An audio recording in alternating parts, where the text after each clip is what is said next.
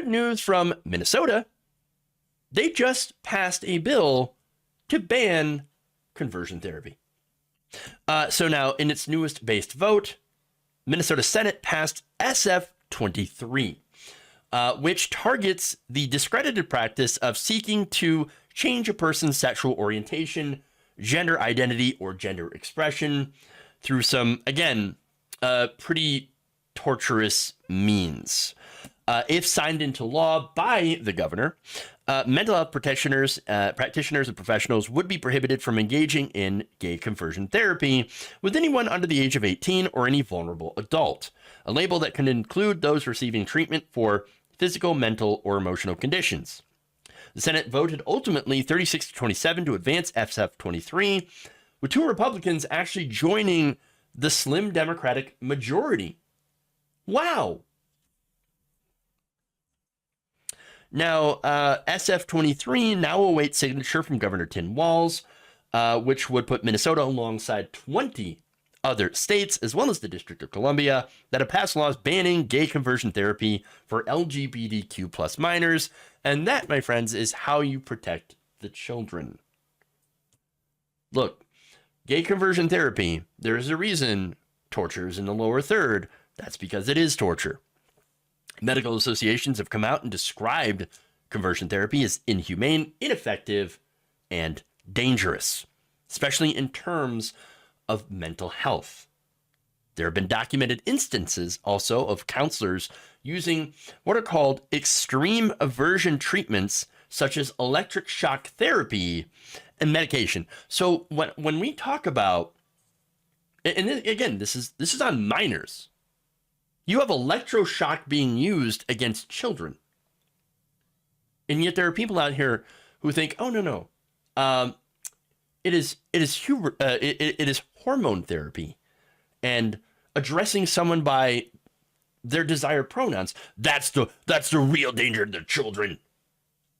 While conversion therapy, in some places, was using electroshock against children and young adults. No, that's insane. That's torture. Horrifying. And look, as I mentioned, the result here is it does not work. You know who said that? It ain't me. I'm just agreeing with the founder of a conversion therapy organization who came out quite literally, by the way, in more ways than one, and admitted that it doesn't work. McCrae Game founded Hope for Wholeness, a faith-based conversion therapy program in South Carolina in the year of 1999. In 2019, he apologized for harming a generation of people with his barbaric therapy and also admitted, oh yeah, by the way, guys, so conversion therapy doesn't work because I'm literally still gay. There it is. We have to keep our country gay. Yes, we do. Yes, we do. And ban conversion therapy. Now, there was, by the way, another conversion therapy advocate and therapist, David Matheson. Matheson was outed and also admitted that it doesn't work.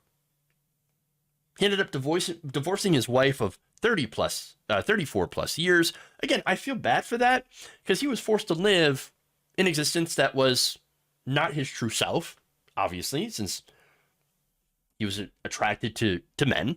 And yet, him having to repress himself and also help in the repression of others in doing this gay, reparative therapy, nonsense conversion therapy, which doesn't work, hurting all those other people and also hurting his own family, his, wife, all that stuff could have been avoided